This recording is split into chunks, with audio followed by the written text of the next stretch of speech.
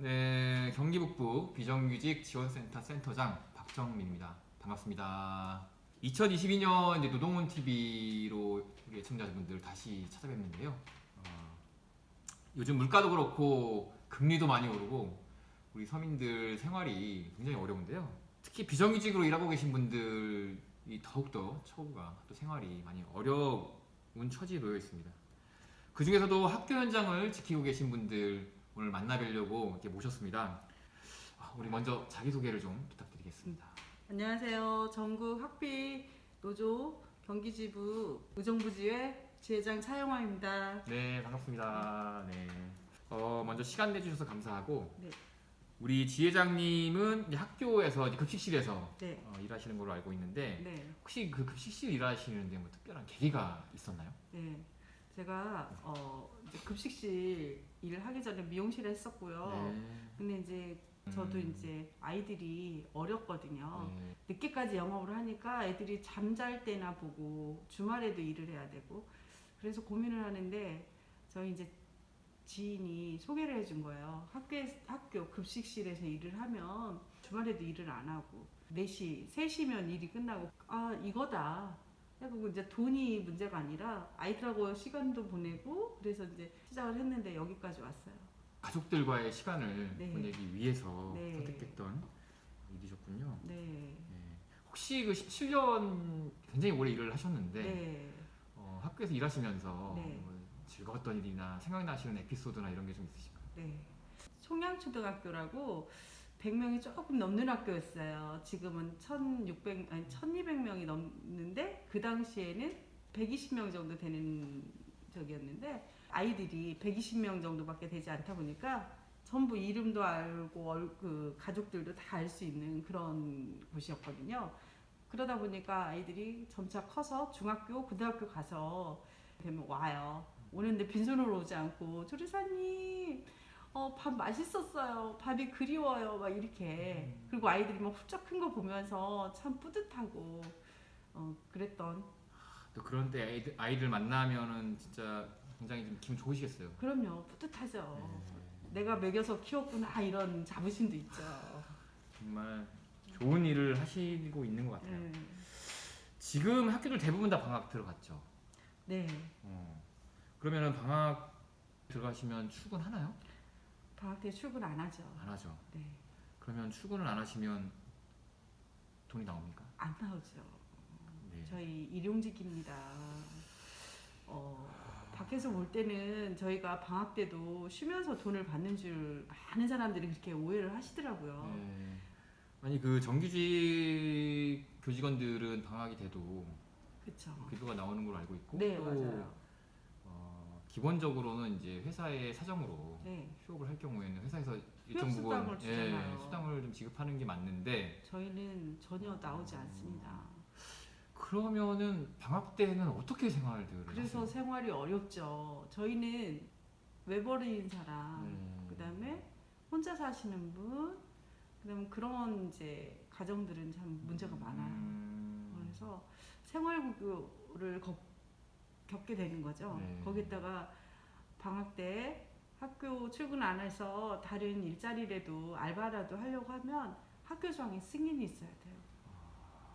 그냥 마음대로 하지 못하고 네, 하게 되면 그게 이제 나중에 학교에서 알게 되면 징계적이도 되고 사유서를 그래요? 써야 되는 그런 저기까지 되더라고요. 그래서 저희 계약서를 보니까 그게 그 조항이 있더라고요.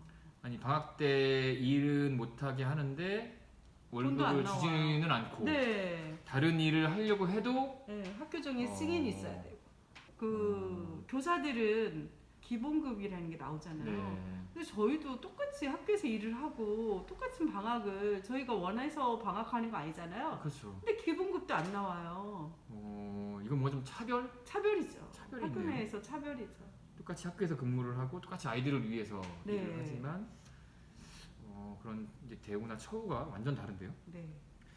그러면은 요즘같이 굉장히 좀 어려울 때잖아요. 지금 뭐 금리다, 뭐 맞아요. 물가다, 뭐 굉장히 어려울 때인데 되게 힘들 것 같아요. 근데 저희는 그래서 저희 사이에서는 임금 인상이 아니라 저희는 임금 삭감을 당하고 있어요. 그렇죠. 그렇죠. 네. 이게 또 명목 임금은 오를지 몰라도 네. 실질 임금이 떨어지니까. 네, 맞아요. 최근에 이 집회를 굉장히 많이 네. 했던 걸로 알고 있고 맞아요. 뉴스에서도 많이 봤고 저도 이제 네. 많이 같이 참여했습니다. 네. 그러면 집회에서 이제 요구 사항들이 있잖아요. 네. 뭐 어떤 게 있다고 그 있었죠? 일단은 이제 죽지 않고 일할 권리가 네. 모든 노동자한테는 있어요. 네. 그래서 그 급식실이 배출 기준이 높다 보니까 배출 기준 하향해달라. 그리고 저희 이렇게 방학 때 임금 안 나와서 네. 너무 힘들잖아요. 그래서 그거를 전일제로 바꿔달라. 그런 걸 투쟁을 하고 있는데 지금 전일제로 간 곳이 세 군데가 있어요. 네. 그 전남하고 경남, 그다음에 인천. 여기는 365 전일제로 이제 지금 가기 위해서 한 발 지금 나가고 있거든요. 340일로 가고 조리사는 365일로 갔어요. 인천 같은 경우에는 처우가 공무원하고 동일시 됐어요. 인천. 네. 인천 박수 받아야 되겠네. 네. 예. 근데 이제 경기는 아직 교육감이 그치. 이렇게 불통이어가지고 전혀 한 발도 못 나가고 있습니다. 뭐 다른 동네야 뭐 어떻게 되든 간에 네. 경기도가 그렇죠. 항상 먼저 갔거든요. 네. 그랬는데 이번에는 역전을 당했어요. 그리고 이제 돌봄 같은 경우에도 4시간, 6시간, 8시간이라는 시간 초 단위로 해갖고 근무들을 하는 거예요. 그 안에서도 갈등이 있는 거예요. 선생님들 안에서도. 그래서 그 시간을 다 올려달라고 그 투쟁도. 그다음에 아이들 돌봄 선생님들이 일이 가중이 되는 거예요. 선생님들 업무까지 돌봄 선생님들한테 다 넘어오니까. 네. 그래요? 그래서 네. 그래서 4시간, 6시간, 8시간을 전부 다 8시간으로 해달라고 했는데 불구하고 이제 4시간은 없어지고 4시간이 6시간 되고 6시간이 8시간. 그래서 지금 처우가 그나마 이제 시작을 해서 조금 나아졌어요. 근데 아직도 갈 길은 멀죠. 학부모님들 얘기 들어보니까 8시간 근무제 되게 좋아하시더라고요. 12시부터 7시까지인가? 이렇게 8시까지죠. 네.